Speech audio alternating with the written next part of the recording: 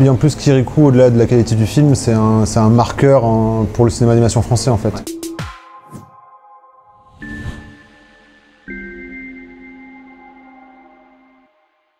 Plus dans l'optique festival, je voulais revenir rapidement et avoir votre avis sur 5 cristal d'argent.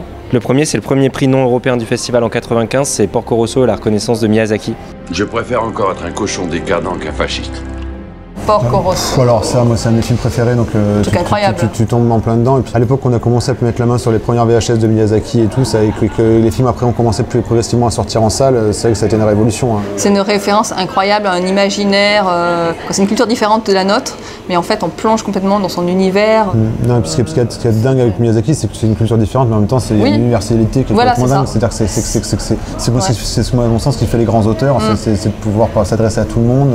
Et comme je dis souvent, en plus, ce que j'adore avec les films de Miyazaki, c'est que c'est des films qui sont familiaux, mais dans leur ADN même. C'est ce que j'ai souvent, mais c'est pas un film pour adultes dans lequel on a mis des gags pour enfants, ou un film pour enfants dans lequel on a mis des thématiques adultes. C'est vraiment des films qui s'adressent à tout le monde, tout de suite. Hybride, mais qui fonctionnent pour tout le monde. Donc c'est sûr, quand je parlais de kiff, parce qu'on parle beaucoup de poésie et d'intellect quand on parle de Miyazaki, mais franchement il y a beaucoup de kiff dans ces films, ça se voit qu'il se fait vachement plaisir. Il y a des avions, des châteaux qui volent, des machins, des trucs. Avec une dextérité et un talent incroyable, lui et son équipe. On peut regarder en fait en boucle ces films, on ne se lasse jamais en fait. Voilà. Vous avez un préféré de Miyazaki ? Moi j'adore Chihiro parce que ça fait appel aux yokai, aux esprits japonais et voilà, j'adore ce monde parallèle, le monde réel et le monde imaginaire vu par les petites filles. Donc ouais, j'adore ce. Moi je suis très Nausicaa, moi. Je pense que c'est un truc un peu à la frontière entre Miyazaki et Moebius qui me parle aussi, tu vois, un fond d'univers que je trouve assez chouette. Ouais. 99, on a Kirikou et cette année Michel Oslo et Cristal d'honneur. C'est qui ? Kirikou. Il est minuscule. Oui, mais je suis plus haut que toi. Oh. Puis en plus, Kirikou, au-delà de la qualité du film, c'est un marqueur pour le cinéma d'animation français en fait. Parce que franchement, très clairement, tu vois, moi quand j'ai commencé dans l'animation, je suis tout jeune, mais il y a 20 ans, on faisait un film par an, un film tous les 3 ans, tu vois. Et souvent c'était Kirikou 1, 2, 3 quoi, sur une décennie quoi. Et après lui, ça a complètement explosé parce qu'en fait, lui et Didier Brunner aussi, le producteur, en fait, à eux deux, ont créé le cinéma d'animation français tel qu'on connaît maintenant quoi. Donc c'est vraiment un vrai marqueur. Oslo et Brunner aussi, le producteur, ils ont vraiment fait quelque chose d'extraordinaire, c'est qu'ils ont créé ce qui est maintenant le cinéma d'animation français. Du coup, c'est toutes les écoles qui vont avec, toute cette industrie maintenant grandissante. Même si on avait déjà beaucoup de séries à l'époque, en long métrage, on n'en était pas du tout là. Donc, Et puis d'oser d'aborder le thème est pas courant. Le graphisme est complètement original, donc d'oser imposer un long métrage avec un graphisme qui n'a été jamais vu auparavant, ça c'est aussi fort de ne pas recopier ce qui a été déjà fait en fait.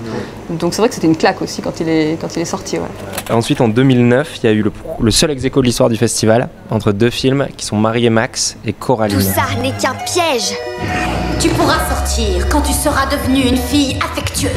Célic en tout cas c'est vachement ma came. C'est vrai que moi tu vois, j'avais 14-15 ans quand L'étrange Noël de ce Jack est sorti. Ah oui. Et James et la pêche géante et tout ce genre de trucs. Et c'était une époque où l'animation très grand public ricaine commençait un peu à sortir des Disney classiques. Et c'est vrai que tu vois, même si c'était beaucoup l'univers de Burton, moi, L'étrange Noël de Monsieur Jack, je le regarde encore tous les ans avec mes enfants, voire 2 fois par an. Je trouve ça, j'y vais tout le temps, j'écoute encore beaucoup la musique et tout. Donc, mais la musique aussi est incroyable. Donc ouais, pour moi, Célic. Et puis c'est vrai que moi, au début, quand j'ai quitté Clermont pour venir à Paname pour bosser dans l'anime, c'était pour faire du stop-mo. Il se trouve qu'il n'y a pas beaucoup de stop-mo en France et que c'est très compliqué d'en faire et tout machin, mais c'était la passion de base de l'animation, c'était parce que j'avais envie de faire ce genre de truc. Ouais. Moi j'ai commencé par refaire du stop-motion. Mon film de fin d'études était fait avec des marionnettes. Et donc j'adore le dessin, mais j'adore aussi le côté marionnette qui se rapproche aussi du cinéma, puisqu'on a des maquettes, on a l'éclairage, on a une vraie caméra et pas un écran d'ordinateur. Ouais, c'est la mise en scène physique. Voilà, la mise en scène est vraiment physique et c'est assez génial. Alors il nous en reste plus que 2. En 2010, c'était un auteur particulier, c'est Wes Anderson qui avait mis Fantastic Mr. Fox. Bienvenue dans l'univers fantastique de Mr. Fox. On danse. Ouais, il a un univers très particulier. Moi, je suis hyper client de son univers. Je trouve ça vraiment hyper... que ce soit dans le cadre, surtout moi j'adore les personnages qui n'ont pas tous la même voix. Je trouve qu'en termes d'écriture scénaristique et même cinématographique, c'est hyper compliqué. Je trouve qu'il a une façon de donner une voix, de donner une intériorité à ces personnages qui est je trouve démentielle. Malheureusement, des fois, son cinéma repose uniquement là-dessus. Il s'oublie un peu derrière. Mais Fantastic Mr. Fox, moi j'aime beaucoup le film, mais je le mettrais presque, tu vois, dans la même émotion que Coraline, même si c'est des films très différents. C'est le même genre d'animation, il y a une forme de poésie qui s'en dégage, même si c'est plus solaire, Monsieur Fox plus rigolo, il y a un décalage comique plus important.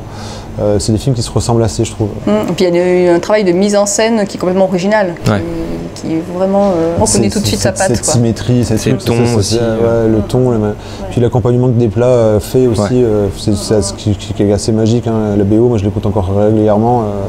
Franchement, c'est vrai que c'est fou. Il y a une identité, un truc très fort qui ressemble qu'à lui, c'est peut-être ce côté à moitié bourgeois, moi tu sais pas où t'es. Oui, c'est un peu le hybride. C'est très particulier. Je sais plus si c'était en Nouvelle-Angleterre ou en Angleterre.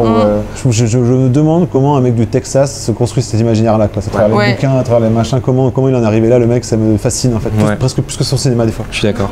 Oui, cette démarche, comment il en est arrivé à ça. Mon dernier, c'est 2016, vous en avez déjà parlé, mais nous c'est un film qu'on adore très fort, c'est Ma vie de courgette de Claude Barras. Votre nouveau camarade, Courgette.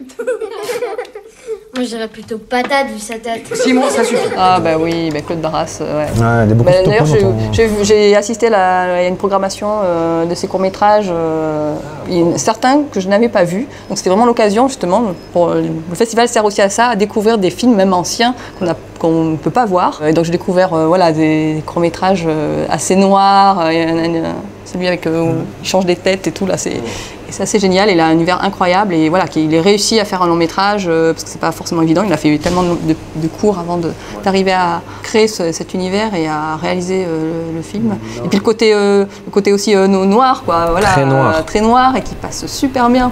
Et même au niveau des enfants. Faut pas édulcorer, forcément, c'est pas parce qu'on s'adresse à des enfants qu'il faut édulcorer, faire tout en rose. Et non, il faut avoir peur, il faut avoir des sentiments forts. Et des scènes très dures. Et des scènes très dures. Dès le début. Non, la maman et tout. La prouesse, ce qui est hyper dur en cinoche, c'est l'émotion, quoi. Enfin, moi, j'ai été hyper touché par Ma vie de courgette, tu vois. J'étais vraiment ému, pas aux larmes, mais presque. J'ai vu, enfin, tu vois, de vraies émotions physiques, j'entends, pas une construction intellectuelle. Et donc ça, moi, je trouve, quand tu arrives à faire ça en cinéma, c'est dément.